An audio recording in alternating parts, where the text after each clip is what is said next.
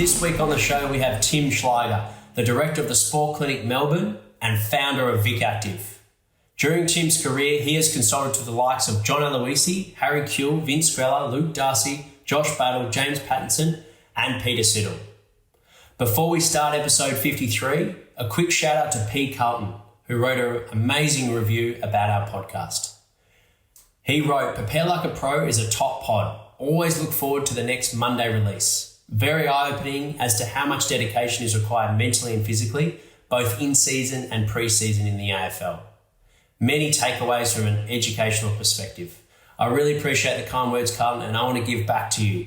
So please direct message us, mate, and we'll hook you up with some awesome prizes." The Prepare Like a Pro podcast mission is to empower aspiring athletes and staff with practical knowledge from some of the industry's most inspiring individuals, and to strengthen the AFL community. If you like the show, please show your support by following and leaving a review about your favourite podcast. Take a screenshot and share it on your Instagram to enter our podcast giveaway.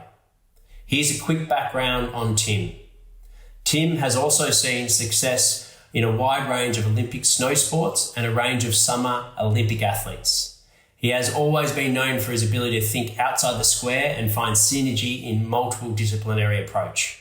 This episode is packed with huge gems. Whether you're a fan of sport, an athlete, or a coach, make sure to tune in. Let's go.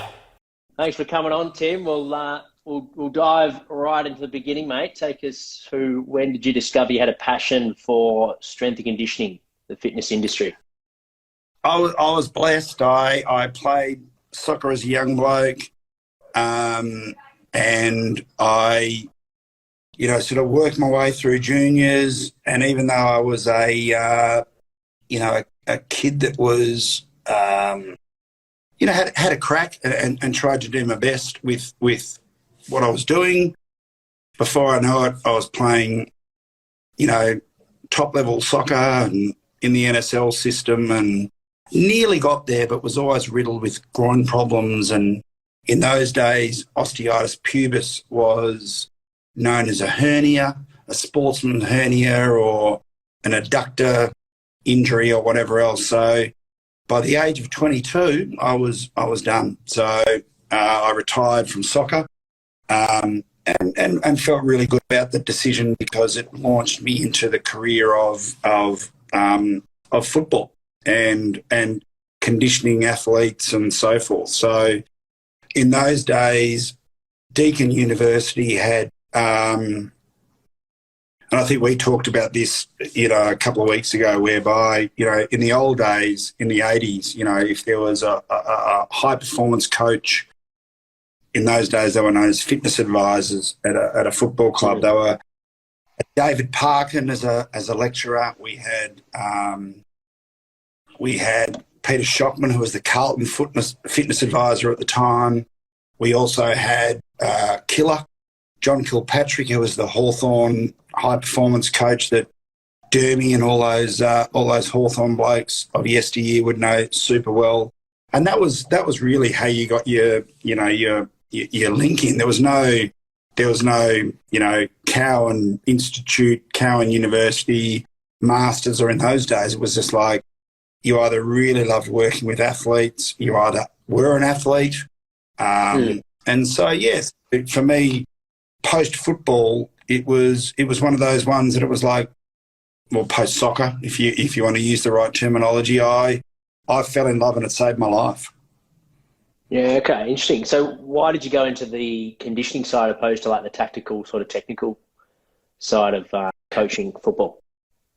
Well, for me, it was a conditioning role where it was like, for me, I was always the fittest player. Like if, and even, I was lucky enough to play with some great soccer players, of the era, and I'm rapt to see one of my old teammates, Ange Postecoglou, potentially take on Celtic as a coaching role that's been rumoured this week. But, there were some really good people, and you committed to your task and all those sort of things. And there weren't all the support systems in those days. So for me, as much as I was passionate about, my football, I always felt a bit empty when I was playing.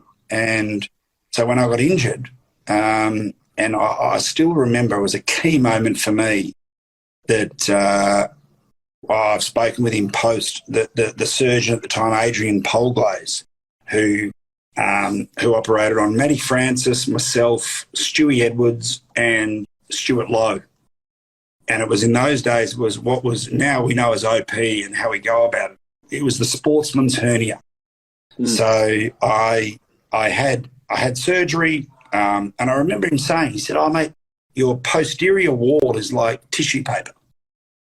And any conditioning coach out there today is going to go, "Well, you know what? I'm not going to cop that, because that's not a diagnosis. And is that going to define me as a footballer or a soccer player? I'm sorry." And so thank goodness I was doing university at the same time as playing.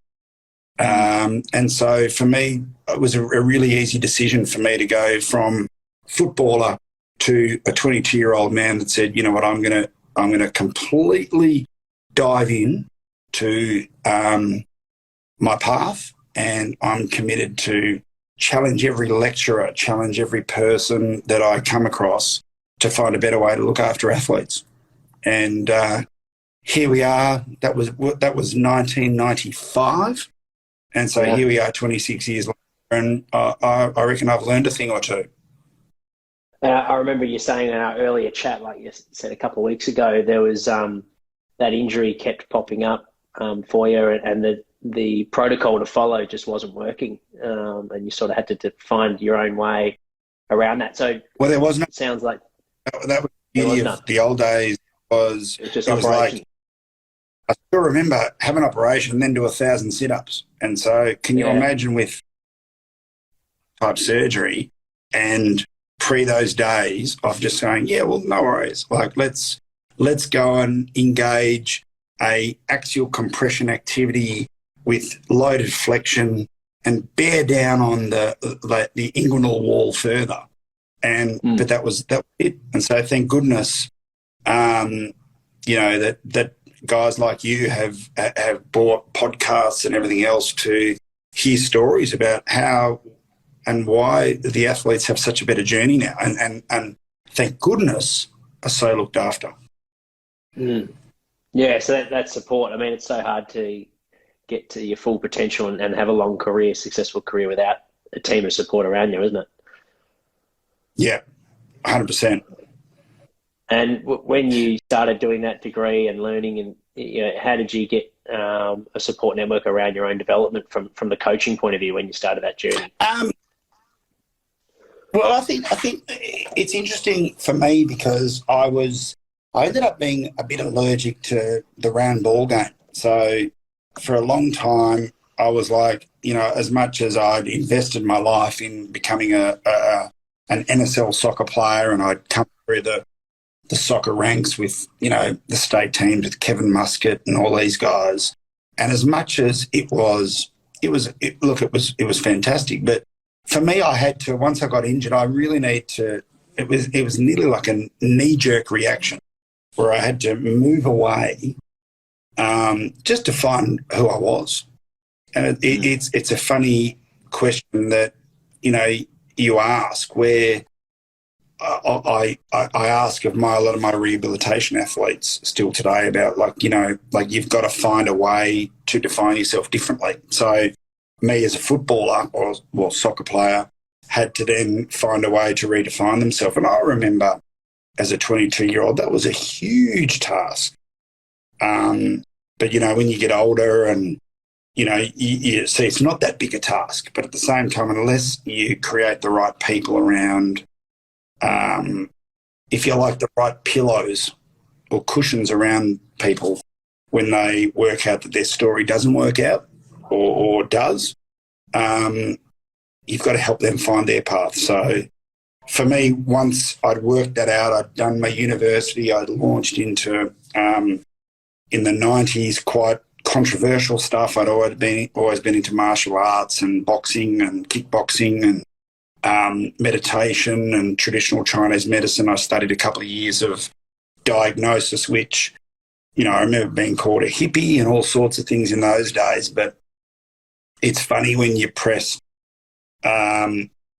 Mark Shearer's got a great story when Brett Brown was the coach of the North Melbourne Giants, and we were talking about bringing in a stretch class for recovery in 1996. And can you imagine, we were like badgered, who were we? And then it's beautiful to look at it today where it's like yoga's normal, all that sort of stuff. But, oh, my goodness, were we given a hard time in the day for going, listen, you guys are really tight. You can't sit cross-legged. Let's just try and release your piriformis, get some massage involved. You can't activate a muscle before you've released a certain muscle. Are we releasing the muscle? Are we activating the muscle? Are we waking the muscle up? But how about just relaxing and, just working into this kind of state of just recovery? And from a mental point of view as well. Well, Brett Brown was coach of Philadelphia, all that sort of stuff. And at the time was going, what are you idiots doing? And, after coaching a club and, all that sort of stuff, those guys now just laugh as older guys and sort of say, hey, man, that was great. Like, how good's recovery? Yeah. And where did that, were you speaking to other coaches that were doing stretching? Like, where did that stir on to change the norm? And that was part of, your journey in those days where at least for you guys, look, it's a good thing, but it's also not a good thing as there's a path to follow. But in those days, there was no path to follow. So if you took on a role, and I saw you had Baba on a couple of days ago, and who's a good friend of mine, and, we talk about the coach's importance to care. And just the real importance around, like if your athlete's tight, how do you individualise a program? Is the athlete tight? So can you put in place a certain protocol for him? Or can you look at the other athlete that's unstable and how do you stabilise the athlete?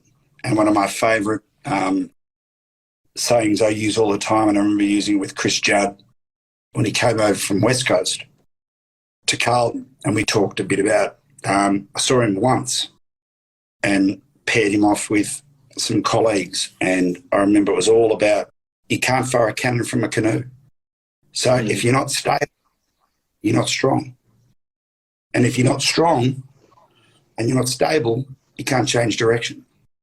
And unfortunately for a lot of guys, they can't focus on those things. And so before you know it, there's an injury because they try and skip steps.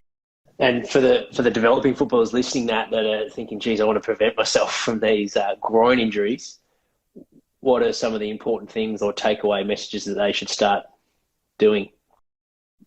Well, I think thank goodness for the young athletes of today that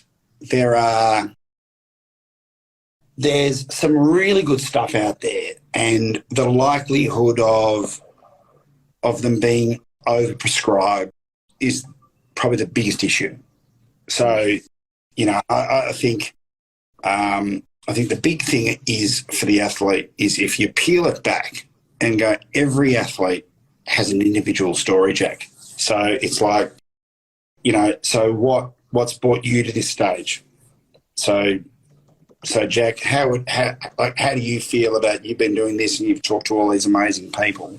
Like, what are some of are there two or three things that you've learned, like from all of, like when you were a young conditioning coach to now, spoken to all these amazing people on this platform, which you're doing a ripping job.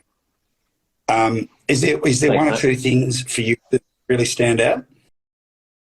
Yeah, there's a few. There's people talk about the importance of focusing on your strengths, not just getting bogged down on your weaknesses, which I guess can be a common trend in Australian culture, to focus on the things you're not good at. But ultimately, it's you've got to top up your weaknesses, especially if they're not allowing you to get into the team or play the position as best as possible. But a lot of the best athletes work out it's your strengths that has the most potential, and it's probably what's going to get you your furthest. So focus on those as well. That's definitely been a trait. People always talk about the simple things and doing them really, really well, consistently well over time. So that consistency and doing the simple things really, really well.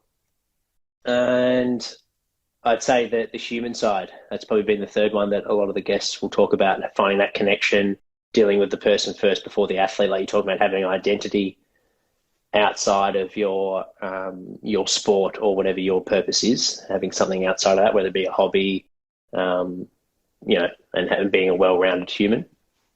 They'd be the three top of mind that I'd usually reference one of those three. And it's an interesting one, isn't it? Because, so what podcast is this for you now? Is it number 53? 50? There you go. And so the irony is I can't pass on much more wisdom than exactly what you just said. But I will, and I can clarify. But can you imagine you get the young athlete and every conditioning coach, every physio, every S&C wants to feel like they have, got to a point where they're going, you know what, I am the guy. I'm the guy that's made that person. And, as the Dalai Lama always says, the biggest illusion in life is that there's this concept of independence. And so there is no independence. Like, there's no athlete that's got to where it is on top. And that's, that's part of the humour I have with social media around, there is no person that's, made a person, like made an athlete, made whatever. Like, hopefully along the way, you have the perspective to be able to go, I'm going to offer this person some really good wisdom. So what you said to me at the start of this podcast, if I walked away from this interview and followed the three things you just gave me, and I truly committed to them over the next 12 months, I'm half a chance at best, but probably if I really committed to it, I'm 95% chance being a better athlete and a better person. And so, but unfortunately, get clouded with a lot of fluff and cotton wool. And the cotton wool is that people, I made it, or I did that, or I did that. And in reality, it's an illusion. So as a conditioning coach, physio, as a high-performance coach, our real role is to look after these human beings that come into our life. And the same way I look at the young lad that I was, and I was lucky that I had a couple of good mentors that said, mate, soccer's not for you. That's not your path. But you're passionate about injury management. And then 25 years later, I've been lucky to travel the world, work with elite soccer players, AFL players, cricketers, and have a difference with their life. And I tell you, what's funny as you get older is you get to share the development of a player. And then you get to share the retirement of a player. And then what really gives you perspective on as the S&Cs would say, let's have a look at your training loads and where it's all at. I tell you what's interesting is when you get to train. So I'm into my third generation of athletes now. So I get to say, well, I started that kid when he was 12. He retired. He's had a kid. He got drafted. I retired that kid. And then I get to go, my goodness, now I'm feeling old. But you get more humble about the process, about just going, well, I haven't made that kid, but I hope he's always got a sounding board to come back to around, do I just need to chat to Tim? Do I need a rehab program from Tim? Do I need to discuss my career? Or do I need a, referral for a surgeon or whatever else? It's a very interesting take on the conditioning landscape when you get to take an aerial view of the athlete journey. Yeah, absolutely. And you're making a real impact there, aren't you? Like, when you're so involved in, not just their sport, but also their life as well outside of the sport. Well, I don't see the two as separate because, people talk about, and you see this at the moment in elite sport where you've got to have time off with depression. But when you're depressed, you're tired. So if you're tired, you can't play. And people love to sort of go, there's this. And the sooner we start looking at whole people and we look at the holistic component of the athlete, the sooner you'll start, I reckon, getting much better results when it comes to, conditioning footballers. And like when you're working with a new athlete, and I guess whether you call it buy-in or getting that connection with the athlete, do you have like a set sort of questionnaires that you go through, or is it more something that you not go off the cuff with, but you just sort of have a chat with that person and see where it goes? Like, how formal is the first few sessions with an athlete opposed to informal? Yeah, I think as you said, you use that word buy-in. It's like, they've got to be prepared to, and the thing is, the thing about sport, and I know there's other people who have used this rhetoric and dialogue, is sports a story. Like, the thing about sport, all it is stories. And so, I caught up with a couple of, old school AFL blokes from the 70s and 80s for treatment this week, post their hip replacements. And that's an interesting part to life too, Jack, where you play with people and you'll get to that point. I know you've got the beautiful young bub at home and all that sort of stuff, but you'll get to that point too where you go, wow, like the blokes that I played with when I was a young bloke who mentored me and tried to teach me the ropes of how to play AFL or how to play soccer. And all of a sudden you're rehabbing the hip replacements. Now that's challenging because you go, yeah, like we're getting, like, and so buy-in is critical. Like the buy-in concept is where people will, like, if the athlete's in, they're in. And if the athlete's not in, then it's also good to say to them, like, well, this part of your path is not on. And I see, again, I talk of this with the social media component where there are people that are going, I want this bloke because he's going to give me 10,000 likes or whatever else. But if you come back to the fundamental role of the coach is if the fit's not right, you've got to be prepared to say, look, it's like I'm probably not going to get the best out of you. But I hopefully, and this is what was taught to me by some of my mentors, but I do know this guy and he's probably right for you. And hopefully you can find a way to help this coach get the best out of the athlete.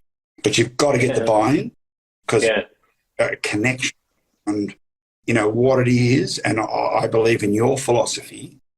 And hopefully, as I say, I want to see every athlete outlive and outstarve my philosophy. I want to see them go, I spent 3 years with Schleiger and that didn't quite, he really helped me get the right path, like find my true north compass and all that sort of stuff. But if it came back to, was I trying to give him loads or a program or a gym program or a Pilates program or a stability program that there wasn't buy-in, you've got to be prepared also to say, listen, like, mate, this is not going to work out and we've got to find the best outcome for you to ensure you can, take your game to the next level.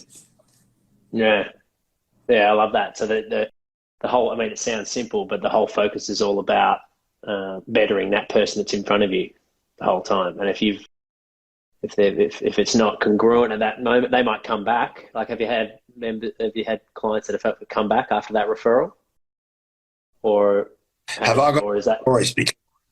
In the old school, we also don't suffer fools. So I've told people if they've been, not prepared to buy in, or if I've been annoyed, and anyone that knows me well is, Tim can get a bit annoyed and angry sometimes.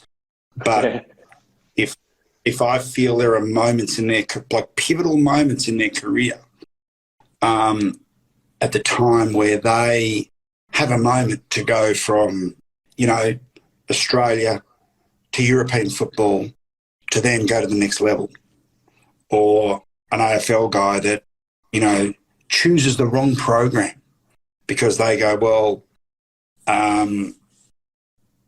you know, we've chosen to buy into this program if it's the wrong one and I knew it.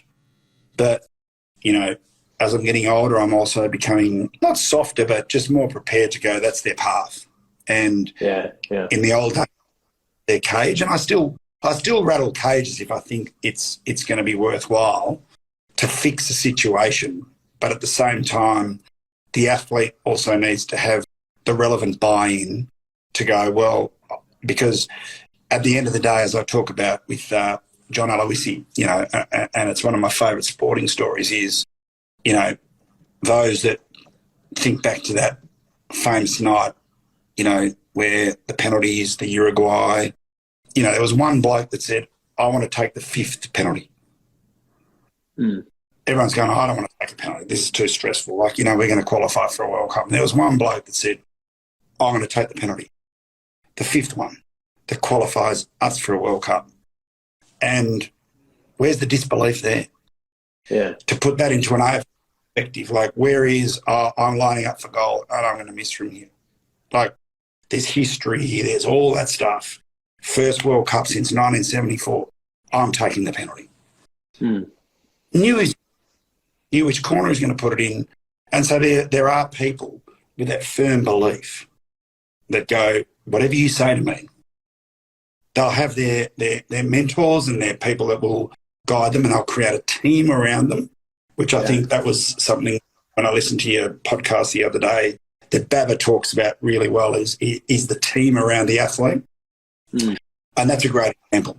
And so, again, there's so many young junior footballers coming through the hoops that are going, oh, well, yeah, I've got to dance through the hoop for him because he's the conditioning coach, or I've got to dance through the hoops for that person. But the reality is, unless you get to a point where you go, I'm taking the 5th penalty, I'm the man, how's your career look like? So at some point you've got to go, you've got to learn your craft quick, because I haven't checked for a while, but what are the latest stats, Jack, on, you know, a young footballer coming into the AFL system and playing a handful of games and then being like, what is it, 2 seasons, 3 seasons? What is it these days? I'm not 100% sure of the statistics, but I think, 3 to 4 seasons is probably your average. At best. And so how many kids are following? Which is my point. Yeah. You know what I mean? And I think the more cotton wool and fluff that gets created and the more reality that they can create in their life, where they have real people, they have real continuity, stability and all that sort of stuff with their careers, they're the ones to be able to go on and, you know, go on and kick on. And then on top of that, the stability of the conditioning coach or the physio or whatever else, you know, you think as well as like, I remember John Aloisi, one of the best sports, you know, books that's ever been written by an athlete.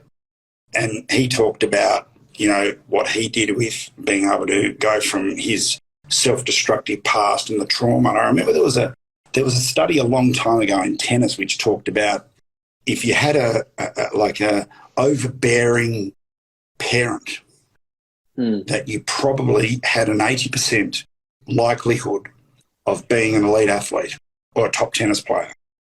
But also you had a 90% chance of being depressed later on in life. Yeah, right. So most conditioning coaches or anyone working in rehab or physio is the chances of you having a slightly damaged kid coming to your system who's probably going to be a champion is probably, I would put it at after 25 years of doing what I do, is probably 100%. But you can teach them fundamental lessons and there are great coaches, whether it's, you know, premiership coaches or great soccer coaches like an Ange Postecoglou or your Alex Ferguson's, and I call them leaders. It's their job to lead the people and lead these guys and teach them life lessons and go to war and play football and become better people. And then I often call the conditioning coaches, and not to belittle, the conditioning coach, the guy that's done a master's in physio and master's in S&C, because I've got, a bunch that have come through my system, in my business over the years that are still working in AFL clubs now. But, your job, the reality, you're dealing with that damage scenario. And so you're managing injuries, you're managing conditioning, but also you're trying to teach them life lessons as well. Because the quicker they can mature and find their path, the better off and their likelihood is of reaching their, the best that they can be and the best versions of themselves as footballers.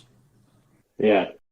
And where do you start with that? Is that like a lot of that work done one-on-one, for a coffee or like off the pitch, or do you do a bit of it in rest periods, like within the session? Like how do you find a good...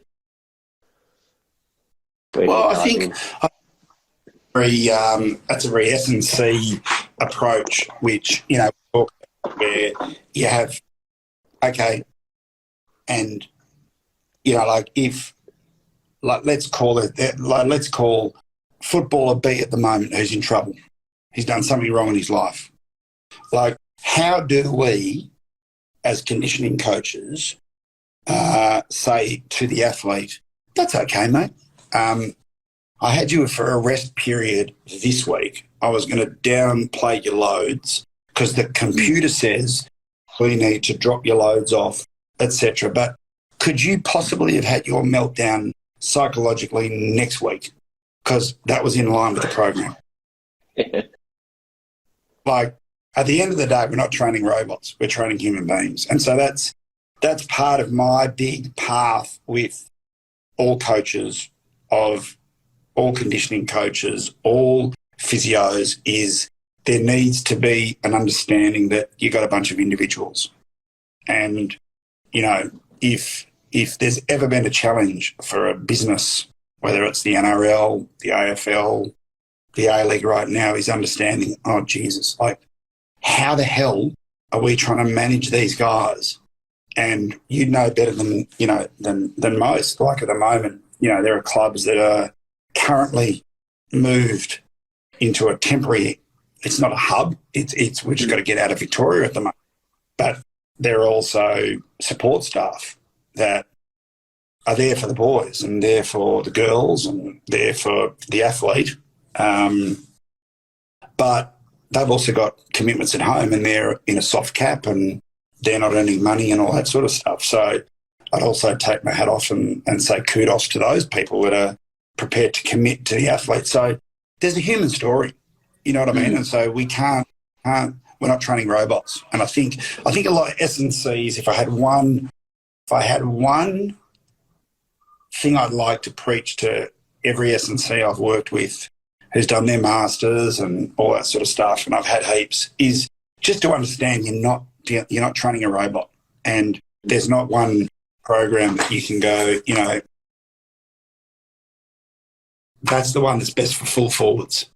That's the best one for centre half.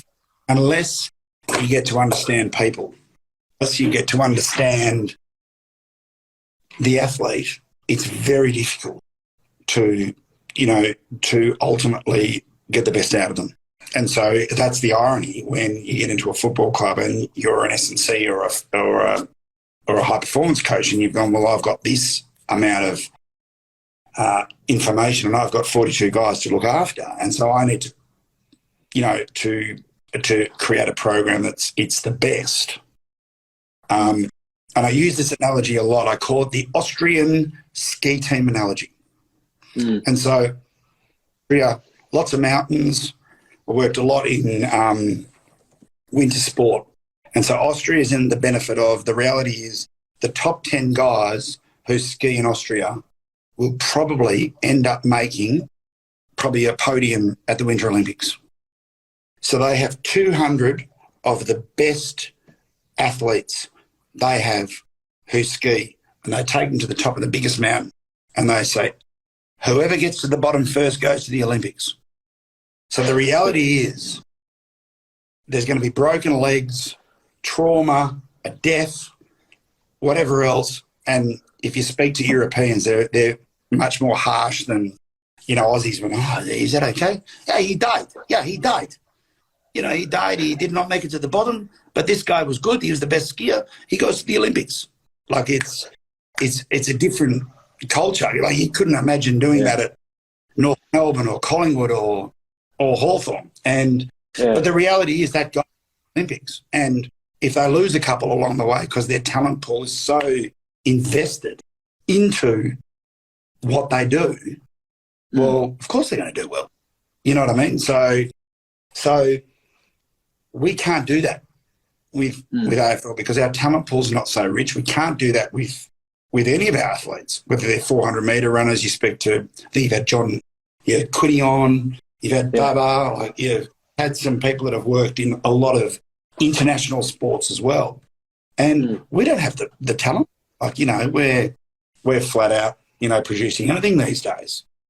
And I like as a young bloke, I still remember the proudest moment for me working in sport. I did the wrestling team at the Sydney Olympics 2000, and I still love the fact that we won the Cricket World Cup. We had the record haul in the 2000 Olympics. We won the rugby union in 99. And then by 2006, we made the round of 16 at the World Cup with this elite group of soccer players, and nothing ever since. Like, there's no Kathy Freeman stories anymore. They're all stories. And so the thing for you guys that I think about as well is you've missed out on so much glory of just sharing some of these elite stories because they're not there. And that's part of why I think what you're doing with your podcast is brilliant too, because we need to find a way to be better and try and find, was there the fourth guy in the Austrian ski story who maybe didn't quite get there, but maybe needed a cuddle, he came from a shit upbringing, or maybe there was another guy that, just needed the benefit of a chat one day going, listen, I'm not going to talk to you about your squat technique today because although I've done my S&C Masters and I'm not fighting to remain relevant with this stuff, I'm prepared to chat to you tonight to go, listen, I reckon as much as I could prescribe this program, you're a bit of a Tom Hawkins body type. And the moment you look at a weight, you're going to put on mass. And so I reckon I'm going to make a call where I don't need to buy into your journey, but can we possibly do, some boxing stories, or can we do some circuits or something else and rehash the 1980s, and go, well, look, do you need to do a circuit? 45 seconds a station, pump out, because you can't afford to get any heavier because you can't move, you can't run. And so it's a little bit about, like, I think Australian sports at a situation where we need to look after the Austrian ski analogy from skier 5 to 12. And if we can get that bit right, we're right back in it. Yeah, get that competition. And the mentors that you mentioned along the way, like, did you sort of reach out and contact those mentors? Were they people that you were working with and you had direct contact with them? Like, how did you go about, creating your own support network team as your career progressed? So for me, I was lucky. Like, after my soccer career had sort of, obviously injured, and I was like, oh, what am I going to do? I took 6 months to, lick my wounds and work out what I was going to do, and I was studying. And so I was lucky, as I mentioned earlier, there were great guys. Like, there was David Parkin, there was Peter Schockman, who was the Carlton fitness advisor at the time. There was a guy called Jeff Hosford, who was a biomechanist, which is actually an interesting story. So for you, I won't take too long with this, but there's a great story. There were these guys, and they were the elite biomechanists at the time in the country. And so I still remember, Jeff Harmer and Jeff Hosford. They were the guys that, for instance, came up with the unique concept on how you stumped a batsman. And so where your leg was and your action reaction of where your leg went to then take the bales off was something that had never been done before. So they were quite smart. And then, actually, not quite smart, they were really smart, great eyes. They would look at someone and just go, hey, mate, his hip's no good. He can't do this. That's his static posture. That's his dynamic posture. He's, got an issue there. His neck's no good. I've got a mate that's a chiro or a physio or whatever else. They were so good at what they did. And I still remember this great story where once the universities got into, and what they had to do was, in those days, it was like, a bit like what I think Baba said the other day as well. In those days, you were teachers or you were coaches. You were taught to teach and coach. And so that's kind of been lost a little bit. And so these guys, unless you bought a PhD and some income with funding to the university, they all got dismissed after like a 30-year service, which, sad, but, one door closes, the next door opens. And there was a great scenario where these guys were,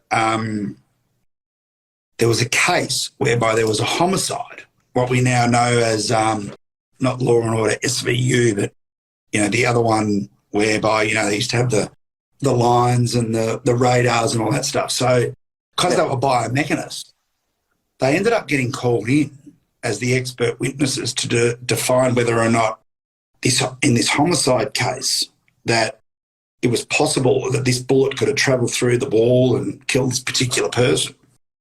And they got the person off. And so from then on, they ended up making more and had this entire, in their mid-40s, this entire career invigoration, if you like, where they went from guys that were, 1 minute trying to help Rod Marsh or Jeff Healy find a way to stump cricketers to all of a sudden they're getting homicide, defendants off because they're the best biomechanists going around. And I think they're still doing it today. So, I was super lucky with having those guys that were just down to earth, really smart blokes, call a spade, and that's how you learn to coach. And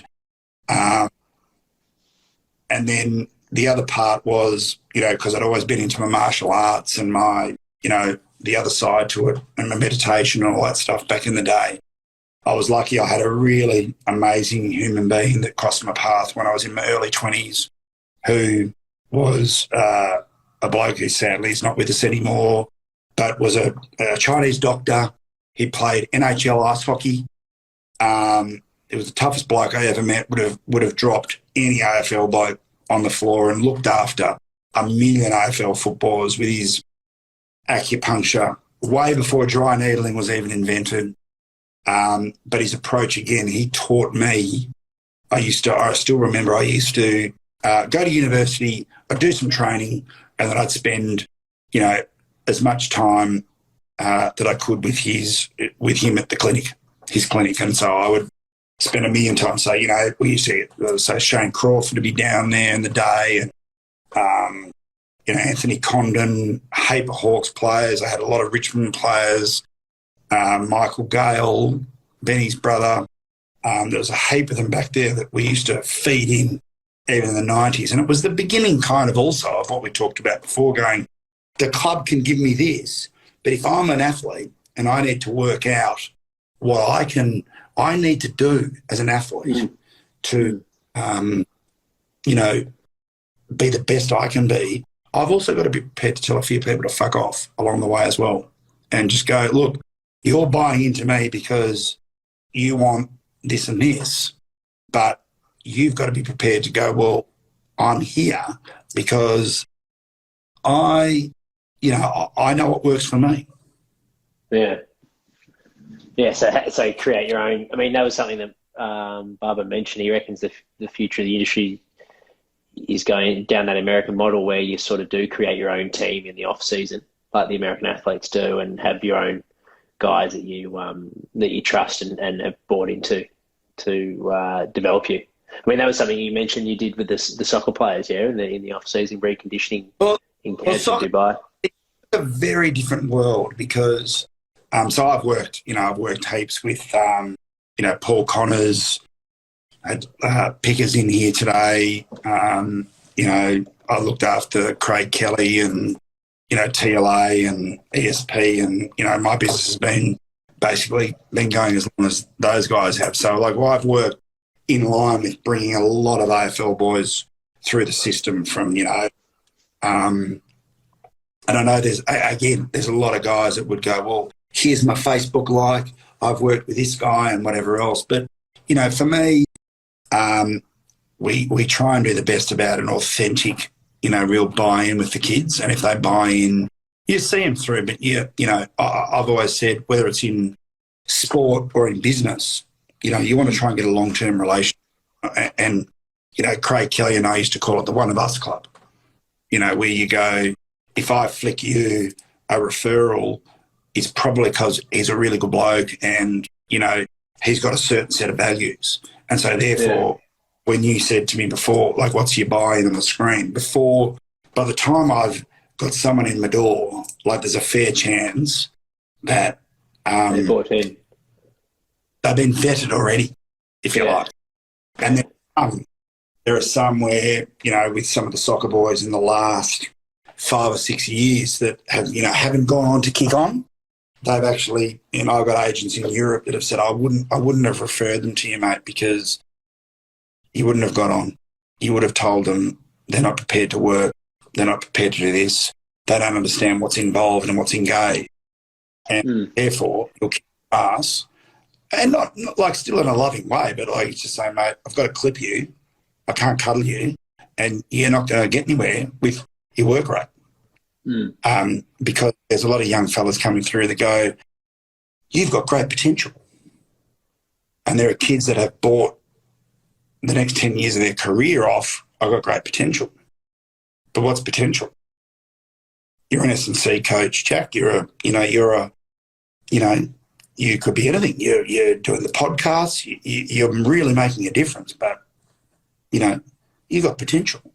I'd like to think we could have this chat in 10 more years and go, geez, I'm so proud of that bloke that he's kicked on. You know what I mean? And so there are many that you've already vetted and said, you know what, it's not meant to be because it's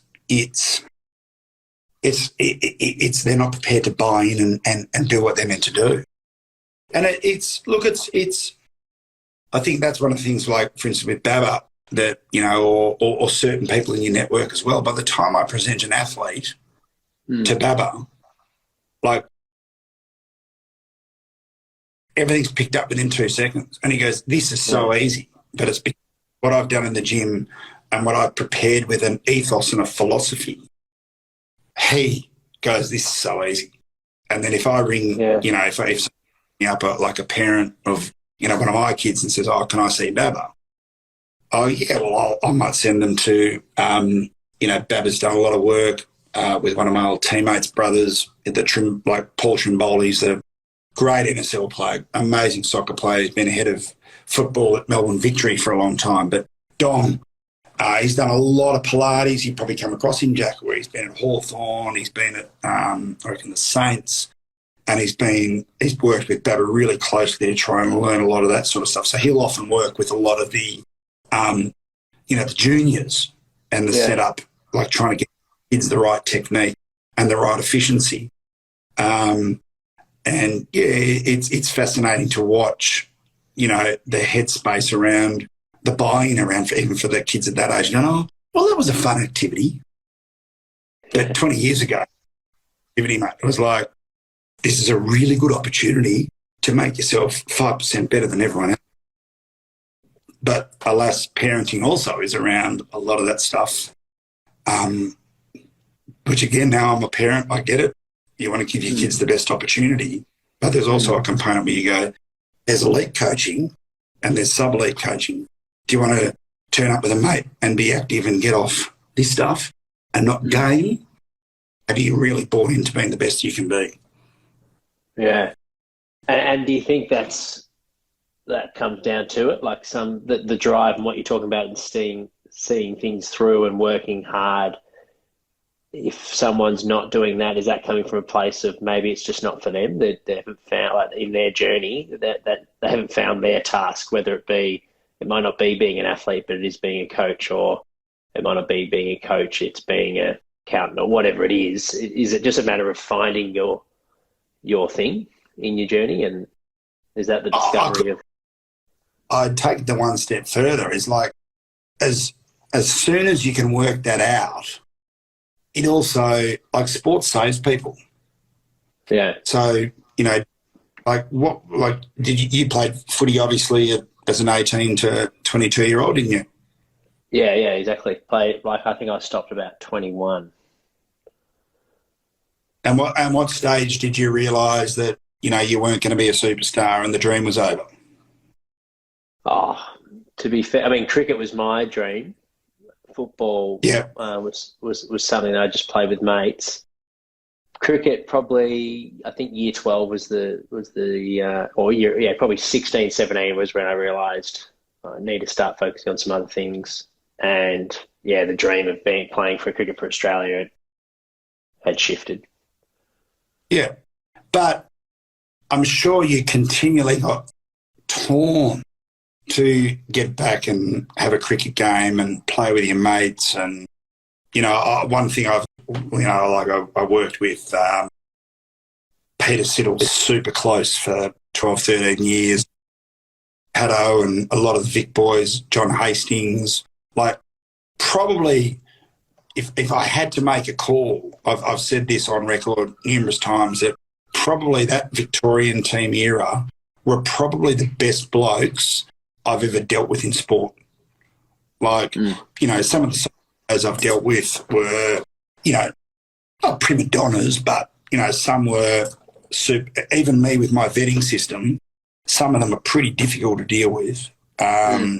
Some of them were, you could clip, and these days maybe you clip and they don't even come back because they needed to hear it from someone, and then 3 years back and go, hey, you were right, mate. That's all good. But but I've got to say that cricket group, and so Sid's is over. I think he took 6 for over in Essex a couple of weeks ago.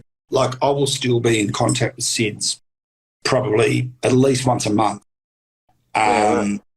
Really super close relationship from managing his stress fractures, and he sent me a couple of test jerseys just saying I would never have, did what I did in my career without being able to check in with you and all that sort of stuff, which, is terrific. But also, one of my other, dearest people I've dealt with through sport that, this is where sport's bigger than the sport, is someone like a Bobby Quiney. And he's one of my favourite stories, where terrific athlete. I remember the first time I ever consulted to Bobby, and he rang me. Didn't know the bloke from a bar of salts. I think Jimmy Pattinson or one of the boys had said, you got to go and see him. It was the start of one of the original big bashes, and he'd maybe had a hip problem or a hammy problem or something. But I still remember to this day, he rang me, having not met me, and said, I'm seeing you. I squeezed him at 6 a.m. in the morning. And he rang me and he said, or texted me and said, mate, I'm coming in at 6. Do you want me to pick you up a coffee on the way in? Wow. Right, and just so here I am now. Like, I'm a father of 3 kids, and I've got a son that's like 12, 13, and his love, having tried a bit of soccer, following his dad's footsteps, played a bit of footy. He's a deep thinker. He's got a nice little outswinger going, and years later, Bobby will look after him once a fortnight in the nets. Coach him with anything. Anything I say is no good, because what does Dad know? But Bobby's there. So, you also build relationships. And so that's what you said before, is like, you might work out it's not going to be an elite sport path, and that's okay. Like, we've got to work that out for the athlete and say, hey, mate, like, it's not meant to be. And so sometimes there are some hard stories, which is, in the old days, it was very easy to have them, because you'd say, mate, you're not good enough, fuck off. And that was how it was. and that's just how it was. And so you went away and you got depressed and you licked your wounds, and that was before depression existed and all that stuff. Yeah. But nowadays, you can't do that. And so I still believe there's a really gentle process now, and I look at my kids and how I manage them, whereby find something you love. If you buy in and really want to have a crack, I'm happy to show you the path. And if not, it's cool. Play with your mates. And that's exactly what you were saying before. Like, you realised it wasn't for you, and, you've gone on, but you've still probably got, I'm sure you'd have a couple of beers somewhere down the track and catch up with a couple of mates, who you play cricket with and all that sort of stuff. But you've come to this conditioning path, and all of this set of experiences that you've had helps you evolve to where you are now, to be a way better S&C coach beyond what the Cowan University or anyone else has ever said, because you get to look at that bloke and go, he's no good. Because if the athlete's in the car park depressed, like, let's go back to some of the athletes who recently pulled out of competition with depression, or let's even look at, I won't use tennis because they're very different cats and very manipulative, so we won't use the Osaka analogy, but certainly in team sports where you've got these people and, they've got to work it out. And the conditioning coach can go, well, he's really depressed at the moment. So whether I give him 4 sets of 10 eccentric squats with a jump onto a bench and, a box jump, and then get his quads released, his piriformis released, do some dry needling into his thoracic spine, do some meditation and some yoga recovery, put a game ready on him and all that sort of stuff. If he's no good, it's no good. Yeah. And that stuff's not going to do anything.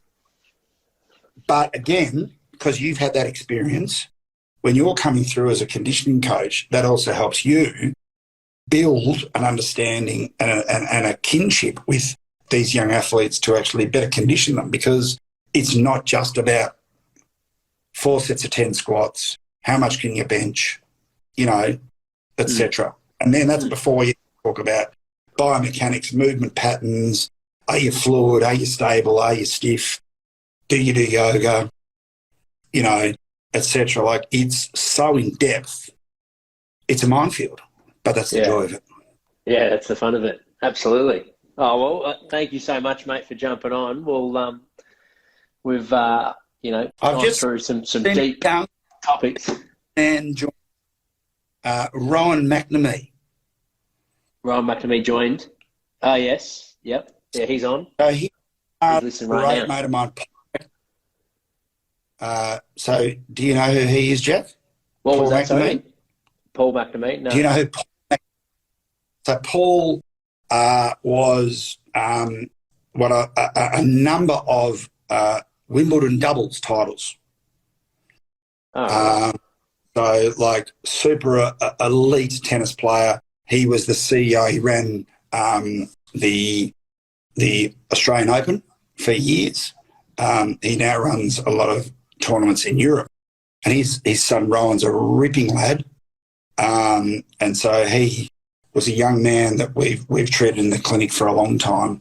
And he has done super well with his, again, came through at a soccer club, Melbourne City, had a great group of mates. He's got to NPL level, like, that sort of VFL level with his soccer, coming from an elite sport, background where his father was an elite international tennis player. And, again, like, just found his group of mates, found his crew, and, they came through from juniors, played soccer together. They're all still mates. I'm sure they would have watched the Champions League final on a Sunday night the other night, but they found their space, family tribe. And the father who's, and so we've shared a couple of, one in particular, a very frustrating tennis player who was the number one doubles player in the world for a long time, and Paul's continued to coach her. And I've got to say, any conditioning coaches, if you could have managed her, I did it for a number of years, a guaranteed migraine with every session. Yeah, right. I haven't worked with tennis players before, but That sounds challenging. Did Ra talk about any of those? Because I've seen he's doing a lot of tennis now. He would have had a couple of stories. No, we didn't go into tennis. His Ivanovic story is the best. Really? I'll have to ask him. Yeah.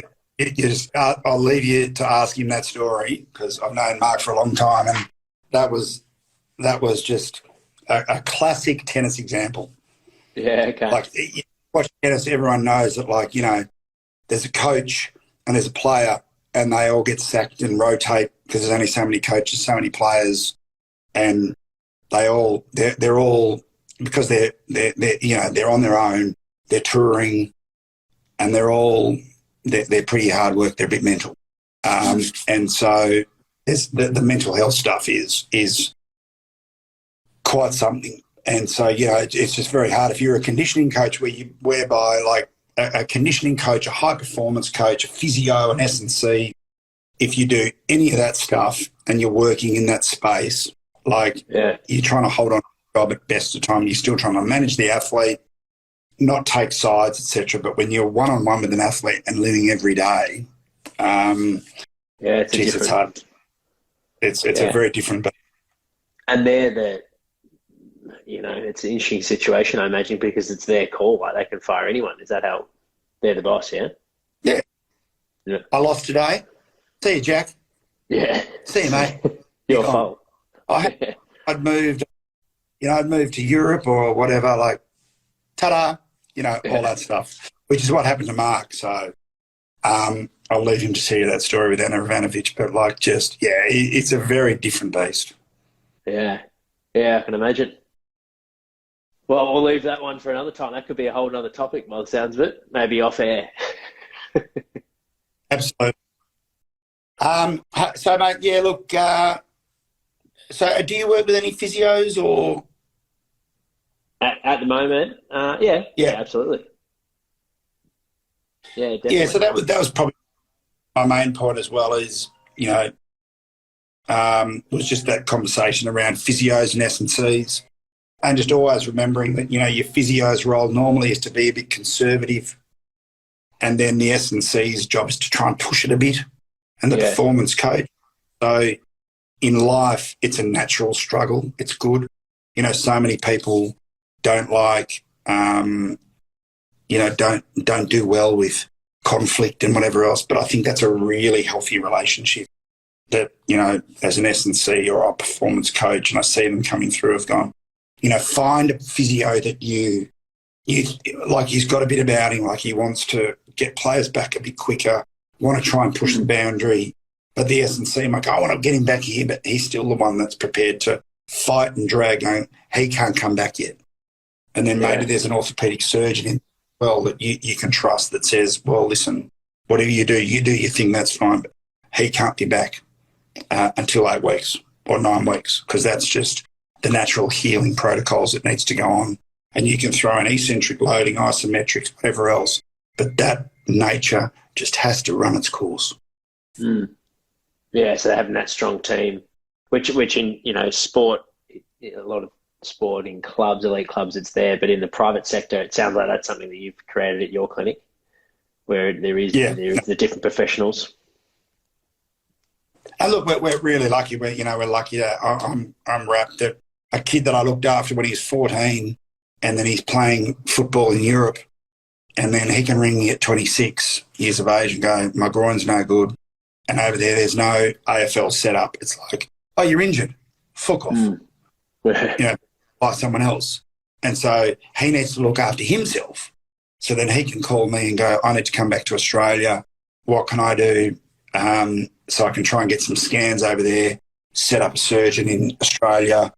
They can come in, we can get them assessed, get them operated on. They can spend 12 weeks in the clinic, you know, rent an apartment, locally live really well, which is one thing that John Aloisi always taught me, is like, if he got injured over in Europe when he was playing in La Liga in Spain, he always said, the one thing you've got to do, he said, the moment you're injured, he said, get out of the system of the club. And I remember one of John's wisest words, he said, there was this Dutch guy who wasn't a rap for. He was really good at what he did, but he was a pain in the ass. Yeah. But he said I'd bring him to Spain for 4 weeks to treat me every day, to train me, to do all the conditioning stuff, so that by the time I went back to the club and said, "Where are you at?" I was available for selection that week. Because he wouldn't rely on the club, because the club's like, well, if you're injured. But he took it upon himself to, I'll be the best version of myself and turn up every week. So even when I'm injured, like, you can give me the physio and just do whatever. Because in those days, you've got to remember in probably even in Premier League football up until 2006, 7 and 8, like, your basic physio in the Premier League was probably using ultrasound and interferential, and that was all they did. There was no screening, nothing else. And I think you've had Brookie on the show, haven't you? Yeah.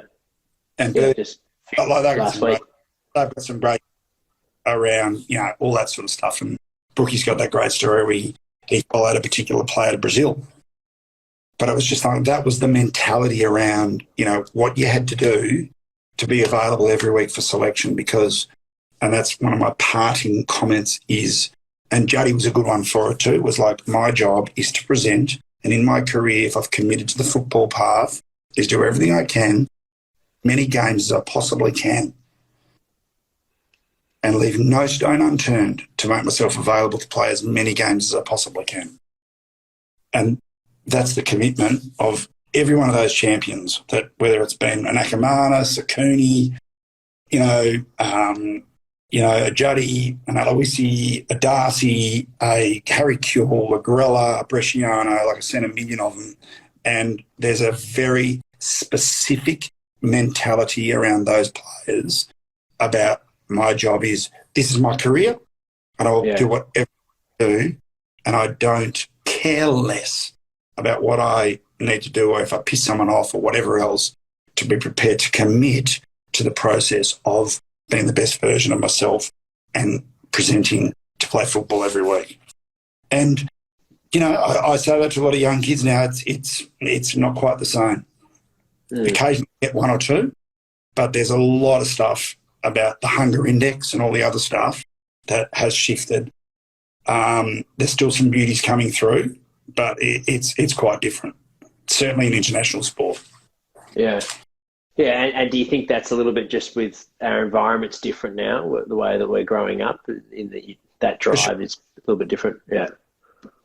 And I use the soccer analogy a fair bit, where it's like, I remember he's a ripping kid. He started the inner game journals. He's doing a lot of stuff in sort of trying to Stefan Moore. So, Steph's been a ripping young. He commented on your post. Yeah. So he's the captain of Adelaide United, but he tells a great story of when I remember he won the A-League title with Adelaide back in, must have been 2016 maybe. Was one of the better players on the ground that day, and Vinnie Grella got him a move to the Dutch League. And I still remember a classic example of conditioning around the fact that he said, okay, we're going to shoot. The coach said, we're going to shoot for 10 minutes. So you're also dealing with language barriers and all that sort of stuff.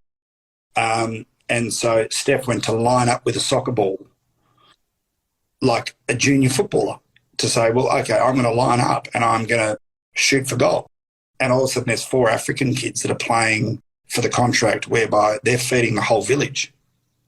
So they don't care about the line. So they just kept pushing in and shooting over and over again, because they're going, we've got 15 minutes of shooting in front of the coach. I'm going to have 47 shots, not 3, and I don't care about it. And the Aussie kids, they're going, I just want to line up and I'll be third in line, because that's what we're conditioned.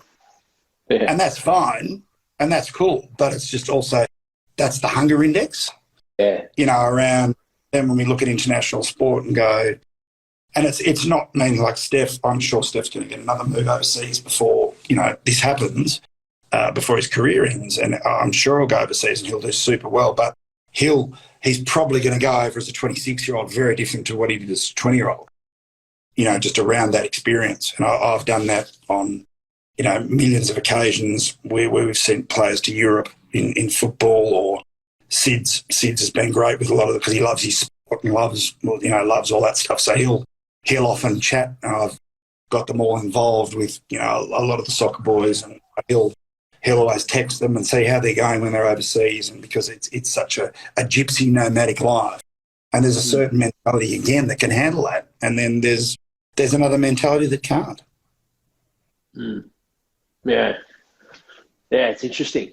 Yeah, I mean, it's one of those things where you think about, like, do you, as a coach or an environment or a cohort of team of professionals, if you're working with youth athletes, do you try and build resilience through, adding in some more hardship in the drills and that sort of thing? Or is it just a matter of this is the way it is? That's, two different beasts. So, let's embrace the strengths that one environment brings and focus on those. You know what I mean? Like, what's the approach? Do we try and change it, or is it just not changeable? I completely get what you're saying, and I still believe 100% is there's a couple of boxes, growing up with martial arts and all that sort of stuff. So there's a couple of boxes that I love. And so whether you're into being punched in the face or not and all that sort of stuff, but there are a couple of guys that I use as athlete role models. And one is a guy called Canelo Alvarez, who's probably pound for pound the best boxer in the world. And there's another guy called Vasyl Lomachenko. And so, Ukrainian athlete.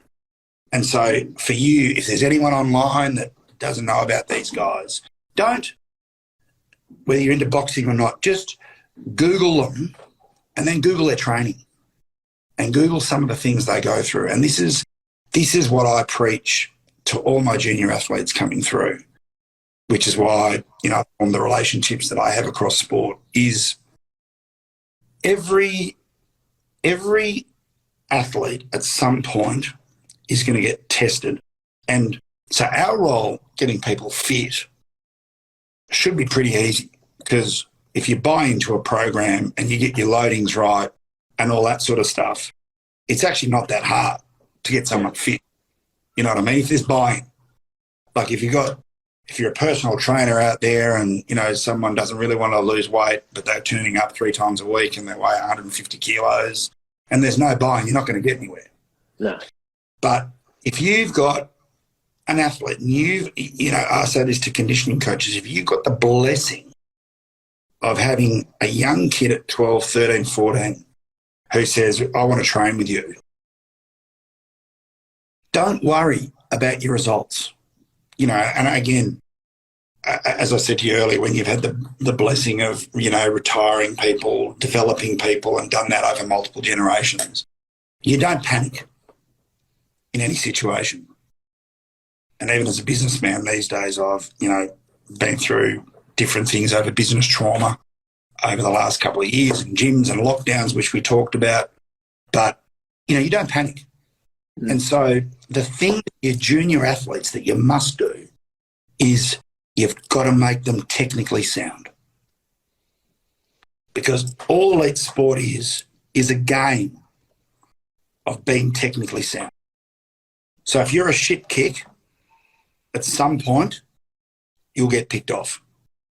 If you're no good at tackling or don't know how to position your body, or you've got no rib connection to your pelvis and no activation of your glutes and continually overloading your external rotators, adductor strains, adductor tenotomies, hamstring strains or whatever, all it is a game that ultimately you're going to get picked off. So imagine what it's like in Russia or Mexico or whatever, and they get an athlete and they go, you're from the Bronx or you're from a shithole and you get to have a chance. And so these guys train with elite coaches and elite movement patterns from a young age. And yet somehow in Australia, we get caught up with going, my kid's 15. He's a man-child. And I can say this because I grew up in the soccer world and, I'm an honorary WOG. in the old days. So anyone that hears that knows me and will get it. But, when you're the Lebanese kid or the Greek kid and you're captain of Victoria football at under 15s, but that's as big as you get, all you've learned is to bully people. You haven't developed your game as a footballer. So at some point, the coach for him needs to grab him and say, listen, son, you're doing this, this and this, and that's fine, but your development's stagnating. I want you to learn the game of football so that when you're playing in the forward pocket in 6 years' time, because Sam Darcy, 6'9", or someone else is a monster compared to you, and you got to beat him and win the junior medal in under 13s, 14s, or whatever, it doesn't help. Be technically sound. So if you've got an athlete in your locker, he learns in the gym to lift well. And so if the first year of his gym program, when you got a 12-year-old banging down the door, and Baba and I talked about this for years, was like, well, if you've got a 12-year-old banging down the door, that's fine. Get a broomstick, teach him how to lift. Yeah. So when he's 15 and he's loading properly, his technique, all he knows is elite technical stuff. Yeah. When that kid's running, he's an elite runner with his technique. Because if you teach that stuff, bang, bang, bang, bang, bang, in the gym, and I say that to the conditioning coaches out there, if you create a generation of buy-in around that stuff, even on a business level, you don't have to worry ever again, because they'll come back to you going, that bloke was a bit boring at the start, but it wasn't until I was 16 that I really got what he was trying to do for me, and now I'm back with him for the rest of my career, et cetera, et cetera, et cetera. And it's not about the likes, the whatever else. It's about the technical efficiency, whether you're hitting a tennis ball, whether you're, on the 10,000 hour rule and all that sort of stuff. But the same applies to running. The same applies to gym. The same applies to recovery. The same applies to pre-activation stuff. And all of a sudden, if all that stuff is happening with the athlete, all you can do, and I remember, he said it to me the other day, was, Vinny Grella. He said, well, all you can do is teach them to prepare. Yeah. So if you prepare, it's up to them from there. Yeah. You've done everything for them. So we can rest easy. Yeah. And that's our role. And then from there, we'll, go and enjoy yourself. And, you've got all the tools in your locker, and hopefully we've made them better people. And as I talked about earlier, some of that individual stuff that they brought to the table, whether it's, a shit upbringing, a hunger index or whatever else, you've also been able to nurse that a bit too and listen to that. And then it's up to them, and then they'll still make mistakes, and that's cool too, because that's part of the learning and the bigger picture with everything as well. Yeah, absolutely. Fantastic. Love it, mate. I think we've covered everything there is in terms of physical preparation, from the technical side to the human side, and then also just, really honing in on what's important and focusing. Yeah, absolutely. I really appreciate your time, and as I said, I love what you're doing, and I think what you're still teaching with even your business name around prepare like a pro. Yeah, I was saying that's quite fitting. I love it because that's what you want people to do, and again, you're giving them. That's all you can do for people, is give them the best start in life, the best start in what they're trying to do. And, if some will make it, some won't. And that's okay, as we talked about. For what's the fallback? What's the worst thing that can happen? Sport saved my life. Or sport, I love sport and I still go for a run today. Or I play AFL 9s as a 50-year-old or whatever else, because I'm trying to, rehatch my youth or whatever else. Or others move into, whether it's coaching, football development, technical directors, but again, they're engaged in sport. They have a role in sport, and, so some will make it. They'll prepare like a pro, but the lessons for life are the key. Yeah.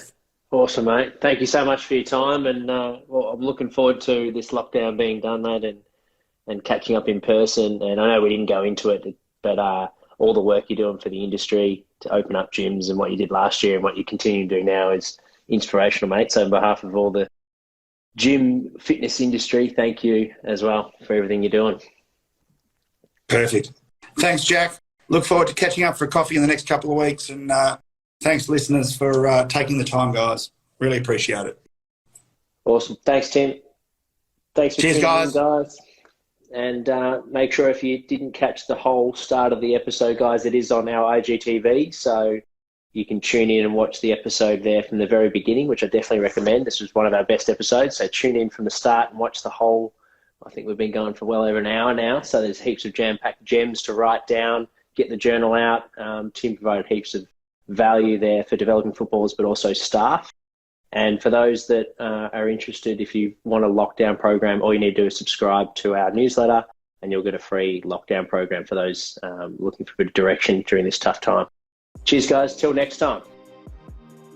Thanks again, Tim. See you, mate. Take care, guys. All the best. Thank you so much for listening to the Prepare Like a Pro podcast. If you enjoyed this episode and want to make a guest appearance on a future episode, follow these 3 simple steps. Number 1, follow our podcast. Number 2, leave a review about your favorite episode on iTunes or Google. Number 3, share a screenshot of your review on Instagram and tag Prepare Like a Pro. To recommend a guest for a future episode or to discuss advertising your brand on the Prepare Like a Pro platform, email me at jack@preparelikeapro.com. Thanks so much for tuning in.